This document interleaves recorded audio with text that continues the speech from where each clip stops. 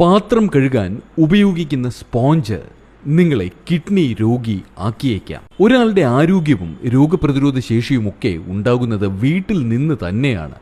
വീട് വൃത്തിയായി സൂക്ഷിച്ചാൽ മാത്രം പോരാ, വൃത്തിയാക്കാൻ ഉപയോഗിക്കുന്ന സാധനങ്ങളും ഇടയ്ക്കൊക്കെ ശ്രദ്ധിക്കണം. ഇതിൽ പ്രധാനിയാണ് അടുക്കളയിലെ പാത്രം കഴുകുന്ന സ്പോഞ്ച്. ശ്രദ്ധിച്ച് ഉപയോഗിച്ചില്ലെങ്കിൽ ഇവ നിങ്ങളെ ഒരു കിഡ്നി രോഗിയാക്കിയേക്കാം.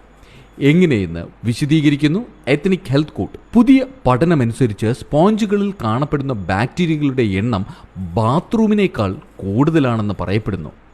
കൃത്യസമയത്ത് സ്പോഞ്ചിനെ മാറ്റുകയോ അല്ലെങ്കിൽ മറ്റെന്തെങ്കിലും തരത്തിലുള്ള പകരമൊരു ഉപകരണം ഉപയോഗിക്കുകയോ ചെയ്യുന്നത് വളരെ പ്രധാനമാണ്.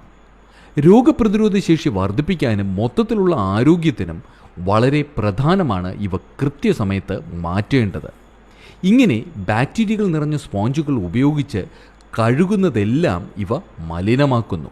ഇതിലൂടെ ഭക്ഷ്യവിഷബാധ ഉണ്ടാകാനുള്ള സാധ്യതയും വർദ്ധിക്കുന്നു. മാത്രമല്ല, കോഴി ഇറച്ചിയിൽ നിന്നും മറ്റും സാൽമൊണല്ല എന്ന ബാക്ടീരിയയും ഈ സ്പോഞ്ചുകളിലുണ്ടാകാം. സ്പോഞ്ച് സ്ക്രബ്ബറിൽ കണ്ടെത്തിയ ഒരു പ്രധാന ബാക്ടീരിയയാണ് കാമ്പിലോബാക്ടർ. ഇത് പലപ്പോഴും വേവിക്കാത്ത ചിക്കൻ, പാസ്ചറൈസ് ചെയ്ത പാൽ അല്ലെങ്കിൽ മലിനമായി മുളപ്പിച്ച പയർ വർഗ്ഗങ്ങൾ നിന്നും ഉൽപ്പാദിക്കപ്പെടുന്നു. ഇത് വയറിളക്കത്തിനും വയർവേദന, പനി, ഓക്കാനം എന്നിവയൊക്കെ കാരണമാക്കുന്നു. സ്പോഞ്ചുകളിൽ കാണപ്പെടുന്ന മറ്റൊന്നാണ് എൻറ്ററോബാക്ടർ ക്ലോക്ക.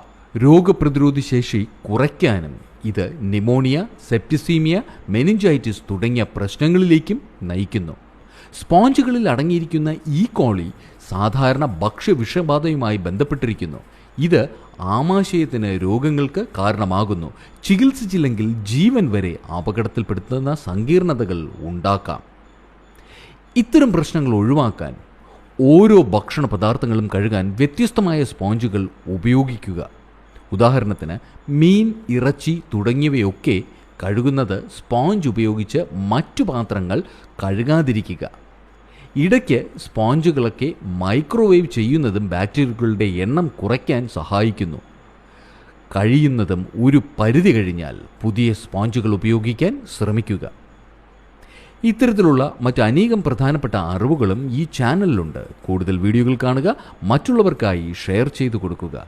Ethnic health code, forward to good health.